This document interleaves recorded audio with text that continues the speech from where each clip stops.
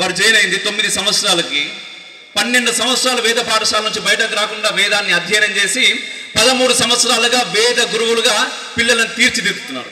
అంటే వారి జీవితం మొత్తం వేదానికి అంకితం చేశారు. కాబట్టి ఈరోజు ఆయన గురువు అయింది. మనకు ఆ వేదాన్ని దూరం చేశారు, సంస్కృతాన్ని దూరం చేశారు, ఆటోమేటిక్గా గురువులను దూరం చేశారు. మనం గురువులను నిందిస్తాం. ఈరోజు గురువు ద్వారా నేర్చుకోవాలనుకోం. ఎప్పుడైతే గురువు ద్వారా నేర్చుకోవాలనుకుంటామో మనం ఎదుగుతాం. గురువుని నిందించాలనుకుంటే అరే అది చెప్పింది మనకేమున్నది రాబాయ్, నేను ఎందుకు వినాలే.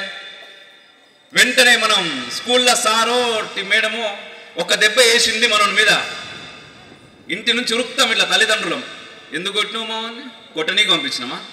ఎందుకంటున్నాం ఆ మాట అంటే సంవత్సరానికి 1,40,000 కడుతున్నాం కాబట్టి, విద్యను కొంటున్నాం కాబట్టి. ఇట్లా కొంటున్నప్పుడు గురువుల పైన గౌరవము పోతున్నది.